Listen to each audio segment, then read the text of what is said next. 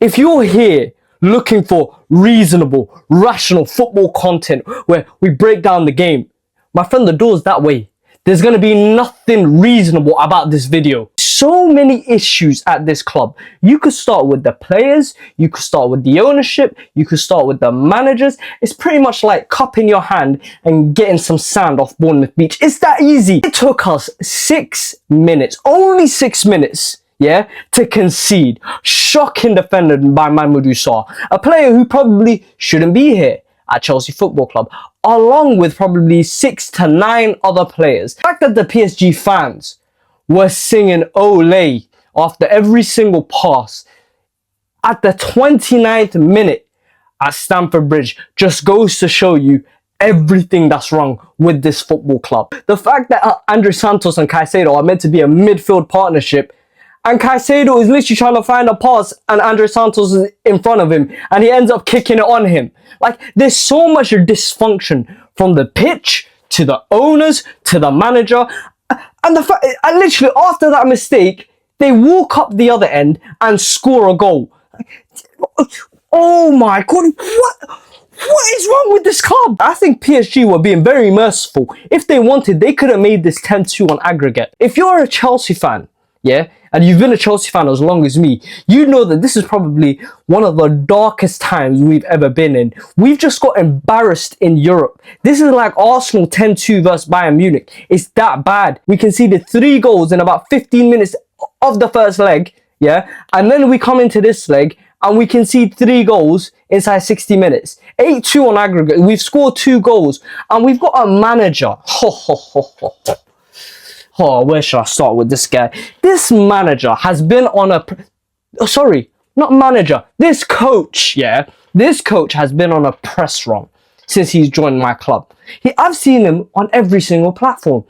Whether it's TNT, Sky Sports, you know, CBBS. He's everywhere. He's talking about aging men.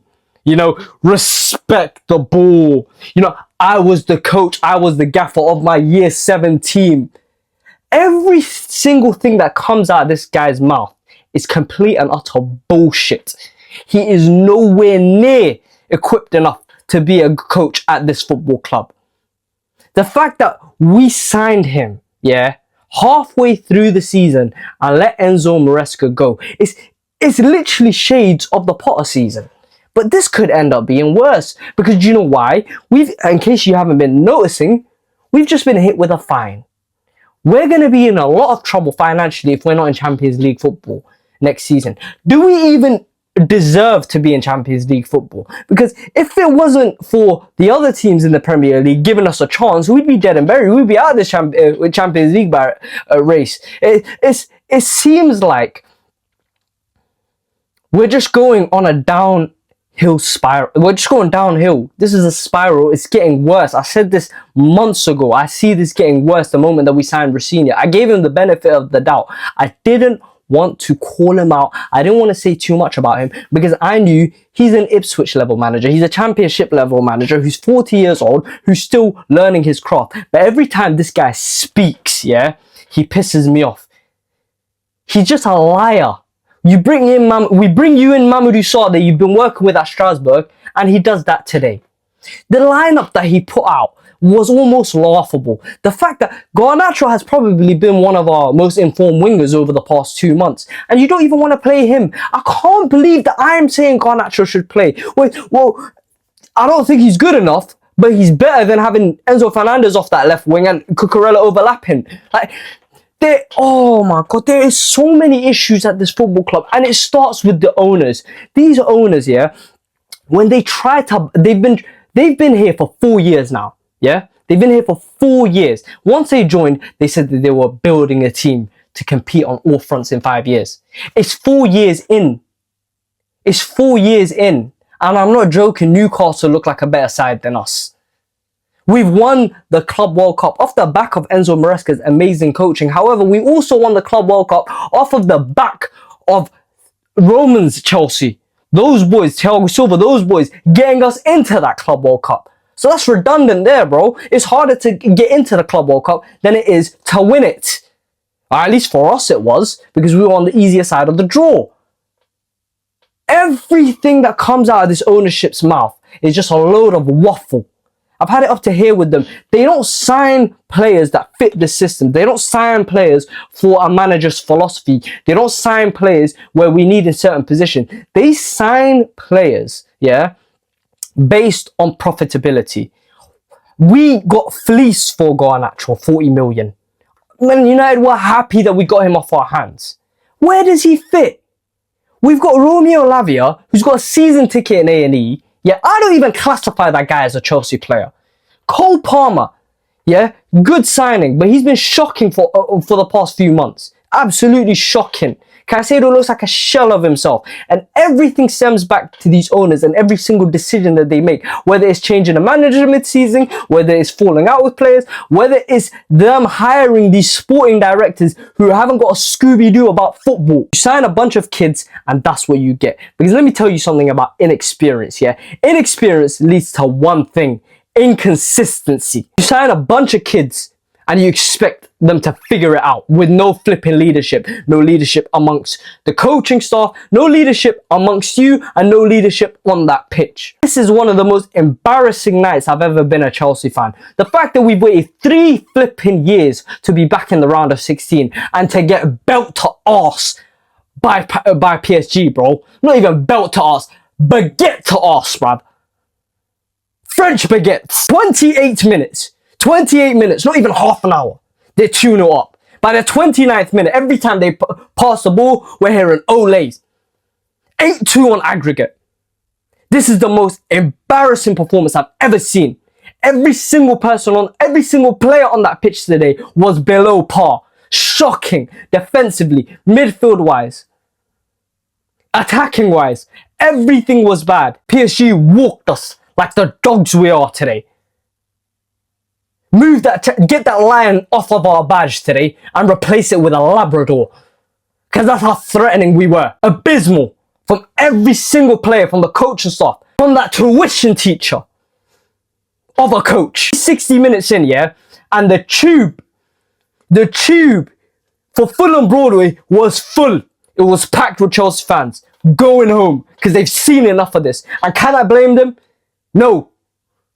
Because they shouldn't be paying their hard-earned money for this. These owners had the gall, the audacity to spread their cheeks for Brighton. Oh, Brighton are one of the best run clubs in the world. We might as well be Brighton.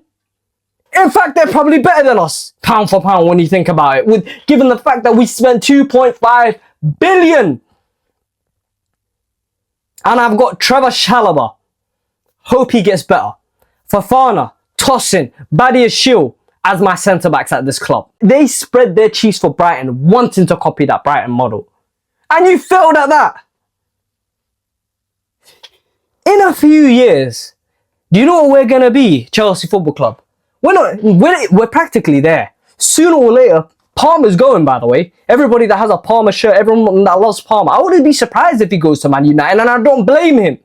Caicedo might leave. Enzo Fernandez, I'm not too fixated on Enzo Fernandez. I don't have a lot of love for him, isn't it? But he's going to go as well. All of these players are going to go. Why? Because football's a short career and they want to win things.